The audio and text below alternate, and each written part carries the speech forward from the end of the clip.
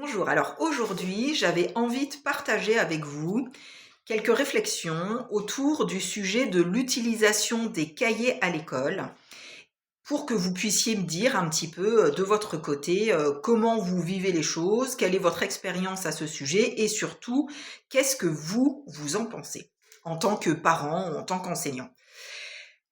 Alors, j'ai plutôt envie de dire même, plutôt que l'utilisation des cahiers, l'aberration de l'utilisation des cahiers.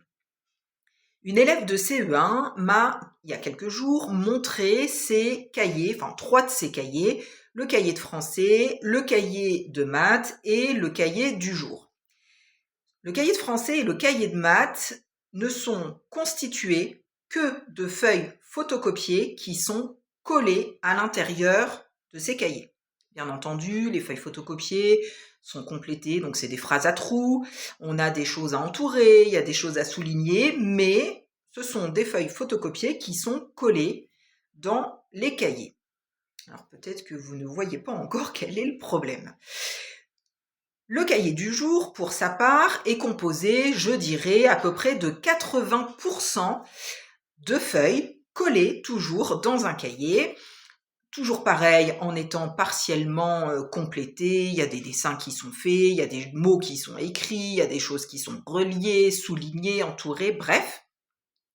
Et seulement 20% de ce cahier est utilisé pour écrire la date du jour, pour écrire des mots, écrire une dictée. Voilà, et du coup j'estime à peu près 20%, je pense qu'on est clairement au grand maximum de l'utilisation de ce cahier. Alors lorsque j'étais parent d'élèves, lorsque mes enfants sont entrés à l'école et ont été scolarisés, la première problématique qui a été pour moi soulevée, ça a été le nombre de cahiers demandés par les enseignants. Ces mêmes cahiers qui vont revenir en fin d'année partiellement utilisés, et pour certains on parle d'une utilisation de 2 ou 3 pages. L'année suivante, si vous comptiez réutiliser ces cahiers avec la maîtresse de l'année d'après, bien entendu, surtout n'y comptez pas. En tout cas, c'est plutôt rare. Moi, je me souviens d'une expérience un petit peu fâcheuse avec l'enseignante d'une de mes filles. Ça a été un petit peu un jeu de ping-pong. Alors, j'ai pas lâché l'affaire, mais cette enseignante était très clairement contre l'utilisation, le réemploi d'un cahier pour lequel seulement 3 pages avaient été utilisées l'année précédente.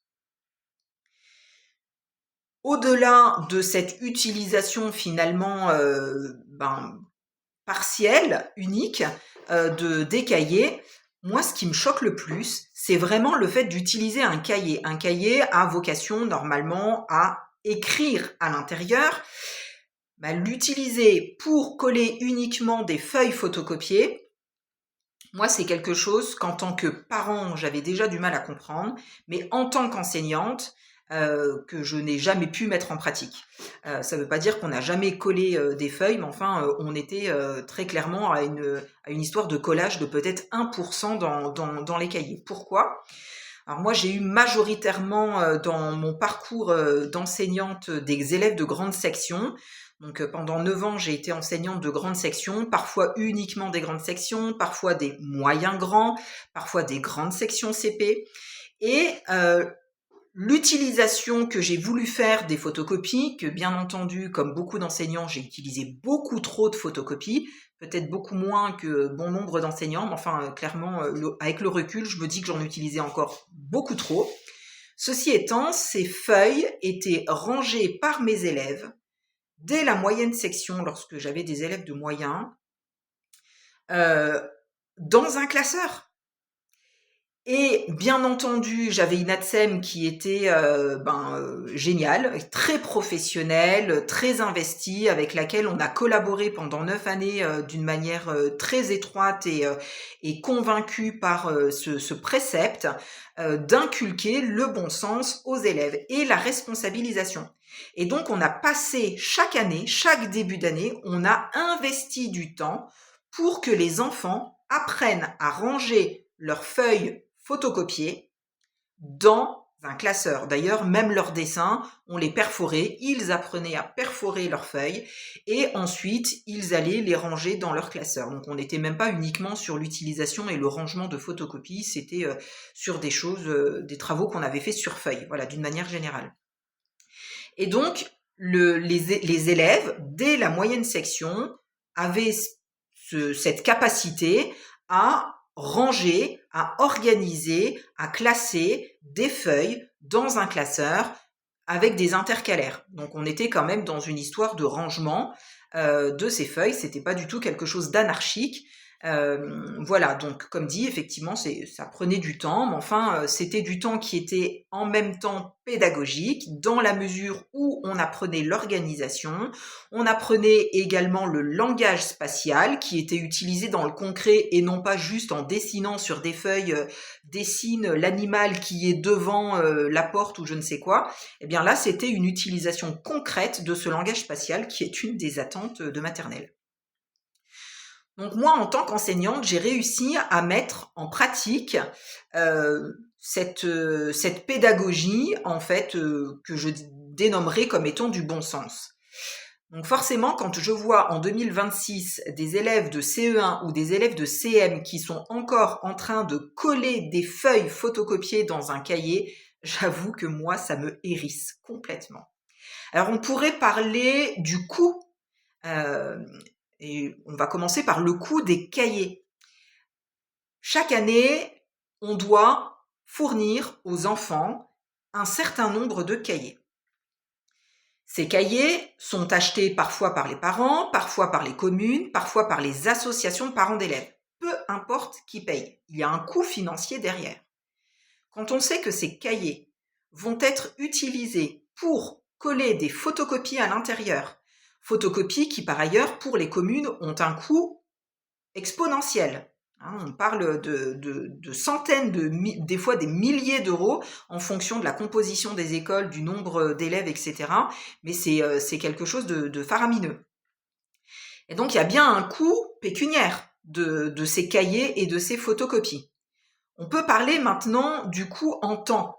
Là qui s'adresse plutôt au niveau des enseignants, les enseignants qui vont passer mais combien d'heures dans la semaine, fois 36 semaines, le nombre de semaines où il y a école, derrière la photocopieuse pour préparer les travaux des enfants. Ok, c'est un petit peu à se demander avec cette pédagogie de la photocopie, comment on a pu fonctionner, comment on a pu apprendre pendant plus de 120 ans, depuis que l'instruction est obligatoire. C'est vraiment à se demander comment on a fait pendant 120 ans avant l'arrivée de la photocopieuse. On pourrait également parler du coût écologique. Je ne sais pas si vous le savez, mais aujourd'hui, pour fabriquer un cahier, alors oui, bien sûr, on pourrait dire on fait fonctionner des entreprises. Moi, je suis dans les Vosges et il y a des entreprises qui fabriquent du papier dans les Vosges. Ça crée des emplois, c'est super. Enfin, d'un point de vue écologique, pour créer des feuilles de papier, aujourd'hui, c'est un certain nombre de produits chimiques qui sont utilisés. Je parle même pas de la création du papier, c'est-à-dire la provenance avec les arbres qui sont j'allais dire élevés, mais qu'on fait pousser uniquement dans l'objectif de les détruire pour fabriquer ce papier. Donc ça, déjà, ça a aussi, d'un point de vue écologique, un coût. Mais ce coût, cette utilisation de produits chimiques pour fabriquer un cahier qui, au final, ne va pas être utilisé ce pourquoi il est fait, c'est-à-dire écrire, mais pour coller des feuilles qui elles-mêmes sont fabriquées avec des produits chimiques. Et en plus, on va rajouter des encres dessus qui vont également en comporter. Et tout ça pour qu'à la fin de l'année, l'enfant rentre avec tous ses cahiers de l'année. Ces cahiers, en tant que parent, je ne sais pas ce que vous en faites, mais moi, en tant que parent, j'ai archivé pendant un certain temps les cahiers de mes enfants et à un moment donné, je les ai pris et je les ai jetés. Alors, il y a peut-être 1 ou 2 cahiers que j'ai dû garder par enfant parce qu'il y avait des choses qui étaient sympas à l'intérieur, des souvenirs, sur des choses qui avaient été vécues par les enfants. Mais très clairement, j'ai jeté 99% des cahiers. Et je me souviens d'un jour où j'ai un conseiller pédagogique qui était venu dans ma classe parce qu'on travaillait sur un projet ensemble. Et il m'a dit, donc j'avais des moyens grands cette année-là, il m'a dit: «Oh là là, mais je trouve que tu ne fais pas suffisamment de traces écrites pour les parents». Et je lui dis: «Mais on travaille pas pour faire des traces écrites pour les parents. Les parents, ils voient bien que leurs enfants, évoluent, qu'il y a des apprentissages qui sont faits. On n'est pas obligé, uniquement de faire des choses pour que les parents, comprennent qu'on a travaillé. Quand on apprend à visser, dévisser, des flacons, qu'on apprend, j'en sais rien moi, à découper, il y a pas grand-chose à montrer aux parents. Alors peut-être que l'idée, ça serait de faire venir les parents plus souvent dans les classes en tant qu'observateurs, pour que les parents se rendent compte du travail qui est fait dans une classe, quel que soit le niveau aujourd'hui. On n'est pas en train de se tourner les pouces, hein. Les enseignants sont pas à la plage en train de se dire bon aujourd'hui c'est bien, vous faites ce que vous voulez. C'est absolument pas comme ça que ça se passe. Bref, c'est même pas un sujet que j'ai envie d'aborder, mais très clairement, si on est en train aujourd'hui, en tant qu'enseignant, d'œuvrer uniquement pour démontrer aux parents qu'on a fait des choses avec leurs enfants, pour moi, on est un petit peu à côté de la plaque. Alors revenons-en à cette utilisation des cahiers et des photocopies. On sait aujourd'hui qu'il existe des possibilités d'agir autrement. Dans ce cas, pourquoi on les met pas en œuvre? Est-ce qu'il n'y a pas dans cette histoire de coût écologique aussi une question de bon sens d'un point de vue vous savez, les enfants, d'ailleurs même nous en tant qu'adultes, on apprend beaucoup par mimétisme avec les neurones miroirs. Donc c'est-à-dire qu'on va apprendre en observant ce que les autres font et on va le reproduire. C'est le cas par exemple quand on est petit, que les enfants sont petits et qu'ils apprennent à manger, à porter leur nourriture à la bouche. Les enfants, en fait, peu importe ce qu'on va leur dire en termes d'enseignement à l'école ou même à la maison, il faut trier les poubelles, il faut pas jeter de papier par terre. C'est bien d'avoir ce discours éducatif, pédagogique sur l'écologie et l'environnement, mais concrètement, les enfants, ils retiennent quoi? On prend des feuilles, on les colle dans un cahier. Pour moi, on est vraiment sur une pédagogie du non-sens. Alors, cette prise de position, elle est personnelle, j'ai envie de dire. Par contre, c'est quelque chose, bien entendu, que j'ai envie d'initier au sein de l'Odyssée des Savoirs, donc l'école que je suis en train de créer, alors pas toute seule, accompagnée par bon nombre de personnes aujourd'hui. Et bien entendu, dans les demandes que je vais faire auprès des enseignants, il y aura l'interdiction, quasi stricto sensus, d'utilisation de photocopies pour utiliser plutôt d'autres supports, parce qu'il y a d'autres choses qui existent. On peut vivre aujourd'hui sans photocopie, très clairement. Et en même temps, de demander à ces enseignants d'avoir une pratique pédagogique qui soit sensée, congruente en termes d'écologie, d'environnement, d'éco-responsabilité. J'ai pour moi la perspective de l'importance cruciale d'éduquer et d'enseigner, d'instruire les enfants aux défis en fait auxquels ils vont être confrontés au XXIe siècle.